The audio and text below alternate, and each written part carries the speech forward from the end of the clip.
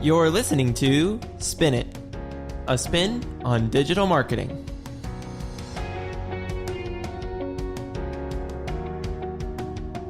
We are spinning the discussion about everything web, graphics, digital marketing, and much more.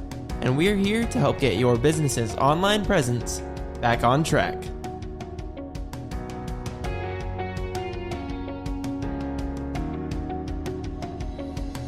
Join the team as we spin it.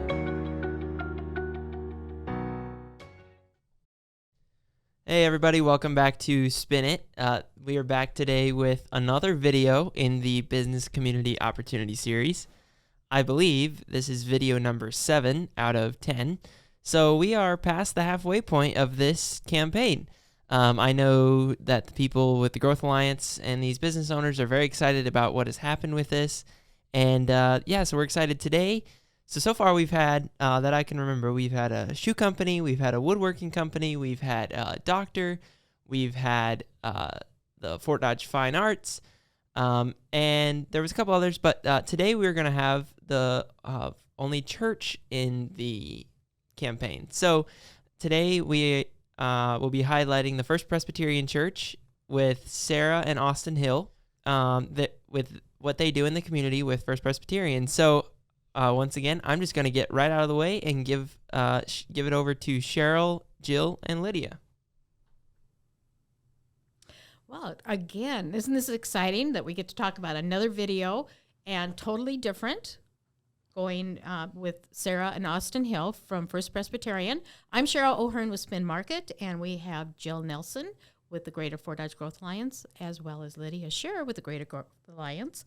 And we're going to be talking about Sarah and Austin and how they came to Fort Dodge. Again, this is another perfect example of somebody from the East Coast and the West Coast meeting on the East Coast and deciding to make Fort Dodge and this region their home. So very exciting, because they could have gone anywhere. And that's one of the comments they make in this video, that they, as being pastors of First Presbyterian churches, that they could have picked anywhere to land. That's so true. And realistically, they could have ended up at different churches. You know, it's really kind of neat that the spot was open for them to come here and work together. Right, and they bring that point up when they looked at it, because the comment would be they could have gone anywhere, but this community stood out to them. And that's their exact comment that they made in the video. So that's so exciting to hear that and to see what they have done by coming into the community, because they've been a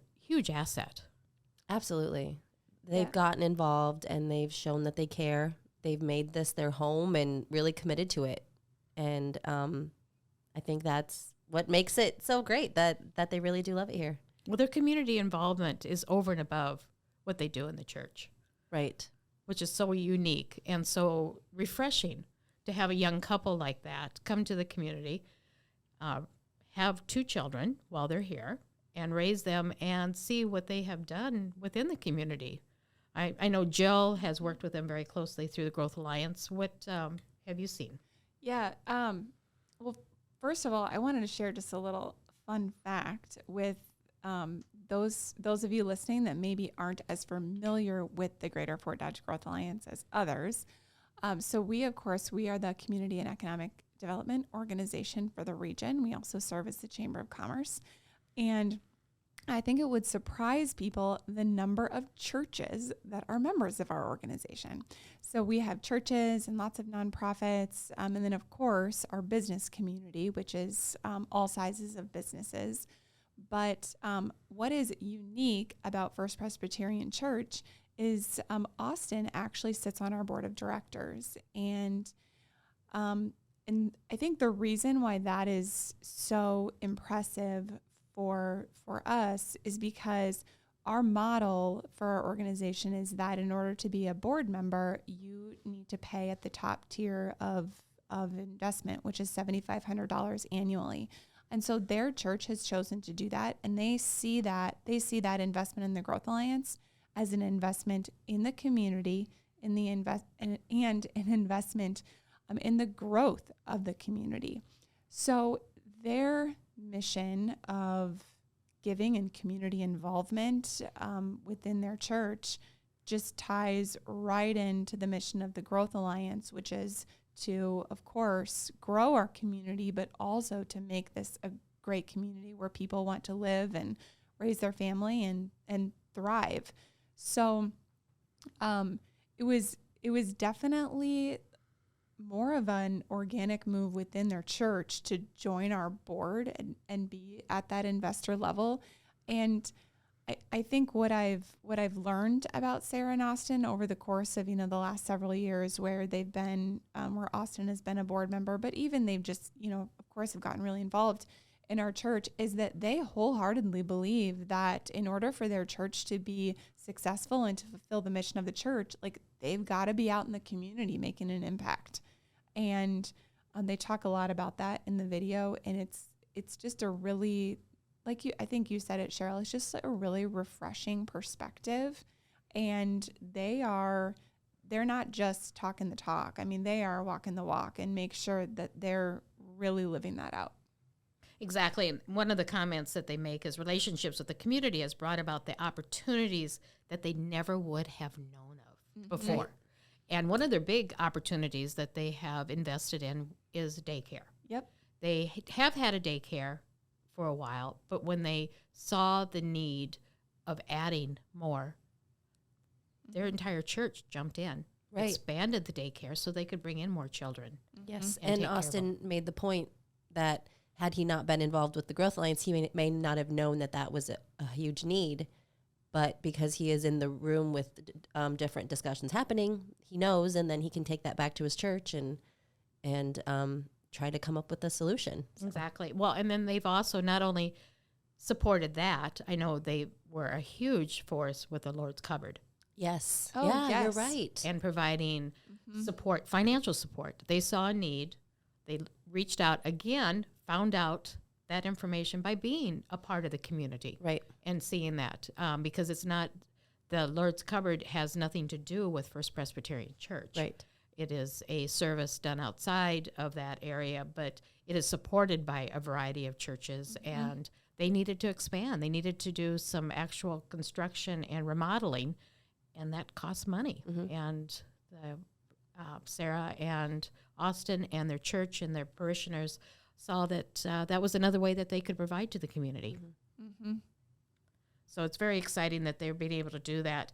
They're also very important part of other things outside of that by being chaplain with the police department and the fire department. Yes. So you've got Austin is a chaplain for the Fort Dodge Police Department and Sarah for the fire department. And people will say, well, why do we need spiritual for these entities? And it's to help those that are our service, our emergency workers, because they go through a lot of stress. Oh, yeah. They see parts of people that, I couldn't imagine walking upon every day. So I feel like it'd be very helpful to have a person there to talk to about whatever you might have just encountered that day or 3 years ago that still, lives in your brain. I think it's very important.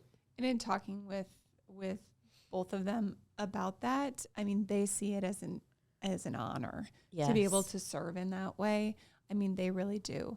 And, not only are we highlighting them on our video series just for the work that they're doing and to give them the opportunity to tell their story and to share about, why they enjoy living and working here in our region, but they, this past year, so in 2021, they both at the same time were recognized as a top 10 under 40 for the Fort Dodge region, just recognizing the work that they do in their profession, but also in the community. And then they've also been recognized in the Hometown Pride edition too. So people are really noticing the work that they're doing. Exactly. Well, and I think, going back to the fire and the police department, I think it's very refreshing also for those emergency workers in those fields because they can really relate to them. They're about the same age. Right. A lot of them. That's a good point. Very close to the age. They have children. They totally can understand some of the things that they're going through and that they that they probably don't want to bring home, Right. Right. but they need somebody to talk to. Yep. And somebody that they can feel confident that they can actually confide in them and be that support That's a good point.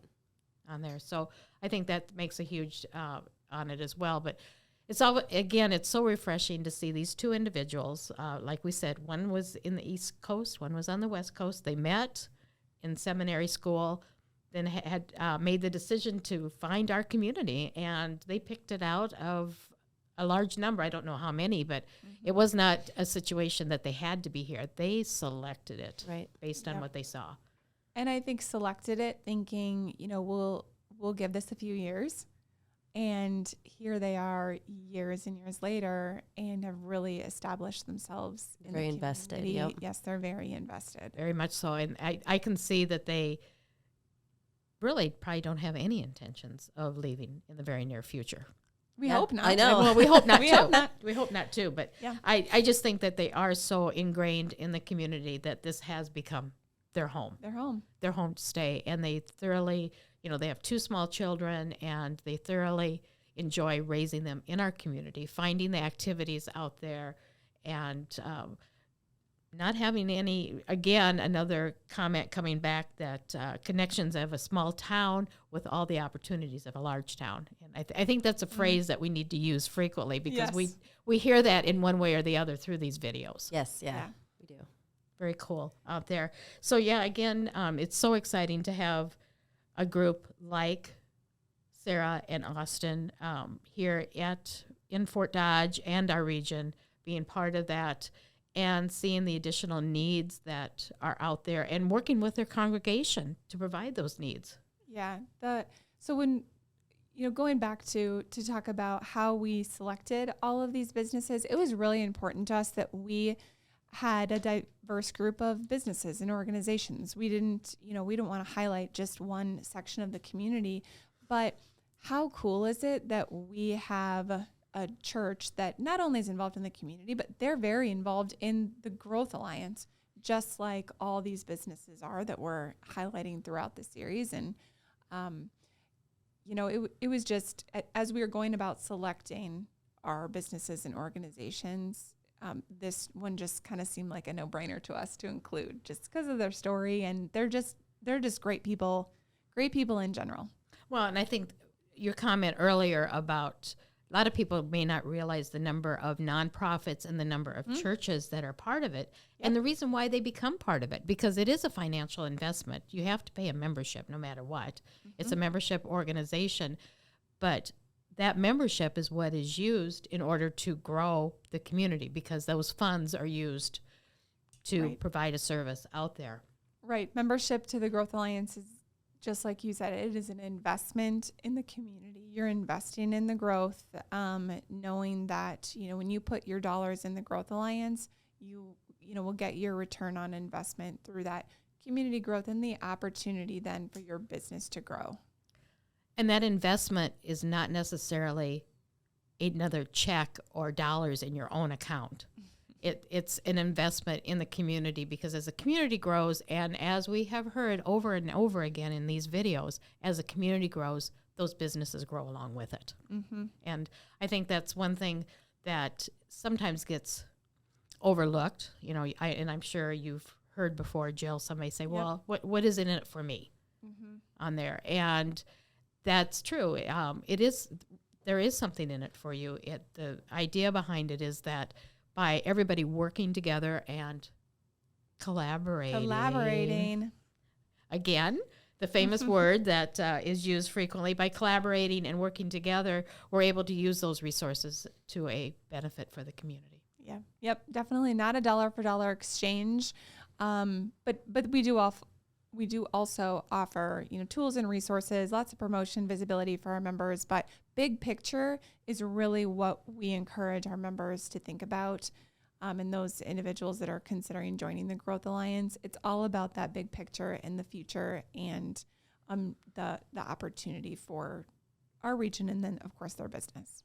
And I would like to add on here, I would highly encourage you, anybody listening to these podcasts here and watching the videos, call up these people, send them an email, message them out there, and just ask, what do you think? talk to them, have that communication. Again, that networking, which we hear frequently as to being a huge part of everybody's development that's been in this series of videos out there. But we encourage you to take these videos, put them on your own websites, use them for your social media, use them for your marketing, whatever it may be, because that's free. There's no proprietary on them at all. They are there for the community to use, and we encourage you to contact these businesses and talk to these individuals, because I think you'll find them very forthcoming in a variety of information. And then, of course, don't forget to call Jill or Lydia or Dennis or anybody else or Kelly or anybody else within the Growth Alliance and have a conversation with them. Because as we said, all the businesses here that we've talked about have said that networking, those connections, all of those things have played a huge part in their success on there. Yeah, and when we share stories like Sarah and Austin's or any of the other businesses in the video series here, I mean, we're all winning when we share those stories and positive things about our region.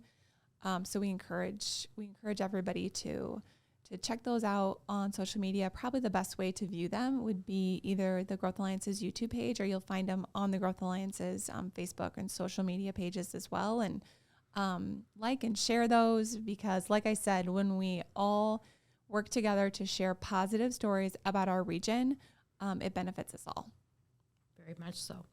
Well, great. Well, this was, this is the 7th video, so we still have 3 more, and they'll be going through the rest of the year. So we're really excited. We'll have 3 more podcasts to go along with them, and some more additional information coming forward as well. But we're excited to really talk about business, community, and opportunity.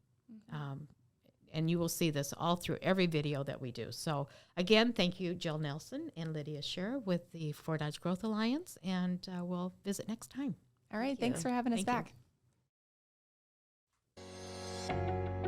Thanks for listening to the Spin It Podcast. Make sure you check out our brand new website at www.spinmarket.com. That's www.spinmarket.com. And follow us on social media at Spin Market to keep up to date with all that's happening. If you'd like to sponsor an episode of the Spin It Podcast, fill out the form on our website, www.spinmarket.com. And make sure you like, share, and subscribe to our podcast and YouTube channels so you never miss an episode. Thanks for joining us on this week's episode of Spin It.